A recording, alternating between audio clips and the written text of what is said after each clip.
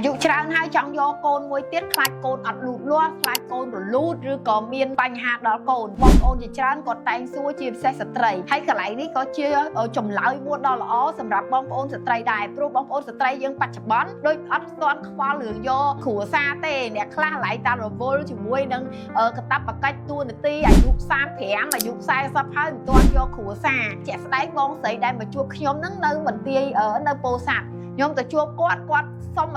កនៅជាមួយបងសើមកនៅដើម្បីយកកូនហើយស្មានអាយុតិចអាយុ43ទៅហើយទៅរៀបការចាអញ្ចឹងបងប្អូនទាំងអស់គ្នាខ្ញុំនៅតែលើកទឹកចិត្តបើសិនជាអ្នកដែលគាត់អាយុច្រើនហើយគាត់អត់មានកូនសោះទោះជាកូនគិតថាយើងអាយុកាន់តែច្រើនចំពោះស្ត្រីមានហានិភ័យច្រើនចំពោះការបង្កកំណើតទាំងសុខភាពរបស់កូននិងសុខភាពរបស់យើងនិងជំងឺនានាឬក៏ការបង្កកំណើតនឹងវា fail កូនងាយរលូតឬក៏កូនមិនលូតលាស់នឹងបញ្ហាផ្សេងគឺវាមានមែនប៉ុន្តែបើអ្នកអត់មានកូនតែម្ដងខ្ញុំសូមលើកទឹកចិត្តឲ្យគាត់តស៊ូនៅក្នុងការយកកូនព្រោះយើងអត់មានកូនបើសិនជាមានហានិភ័យខ្ពស់ក៏យើងអាចទប់ហានិភ័យនឹងបានដែរតែបើអ្នកដែលគាត់ធ្លាប់មានកូនច្រើនហើយមាន2ហើយ3ហើយដែលគាត់ចង់យកកូនអាយុច្រើនអាហ្នឹងក៏គាត់នៅតែយកបានដែរគាត់ត្រូវតែ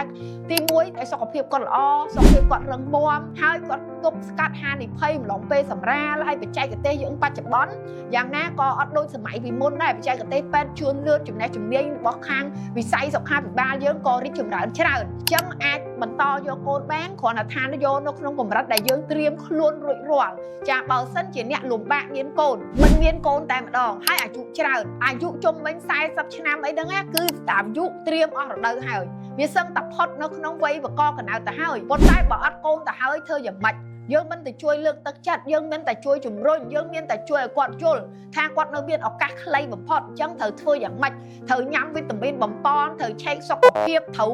រូតរះនៅក្នុងការយកកូនទាំងប្តីទាំងប្រពន្ធដែលអត់មានចាំទេត្រូវប្រើជំនួយវិជ្ជសាស្ត្រត្រូវបង្កើនសុខភាពផ្លូវភេទបន្តពូជត្រូវតែស្វែងយល់អំពីថ្ងៃបង្កកំណើតត្រូវស្វែងយល់ពីតិចនិចនៅក្នុងការបង្កកំណើតធ្វើយ៉ាងម៉េចឲ្យមានកូនលឿនធ្វើម៉េចឲ្យរួមភេទចំថ្ងៃមានកូននិងមានតិចនិចច្រើនផ្សេងទៀតអញ្ចឹងបើអ្នកដែលលំបាកនៅក្នុងការមានកូនហើយអាយុច្រើនណាមើលវីដេអូនេះហើយរូបរះទាំងប្តីទាំងប្រពន្ធអត់មានចាំទេព្រោះអត់កូនយើងនឹងមានវិបដិសារីបើសិនជាយើងអត់កូនហើយយើងខ្នះខ្នែងអស់លទ្ធភាពហើយវានៅតែអត់អាហ្នឹងយើងទទួលយកការពិតតែបើយើងបដ ாய் រហូតដល់យើងអត់ដឹងខ្លួនយើងស្ដាយខ្លួនមែនតើអញ្ចឹងខ្ញុំអត់ចង់ឲ្យបងប្អូនទាំងអស់គ្នាស្ដាយខ្លួនទេចាអញ្ចឹង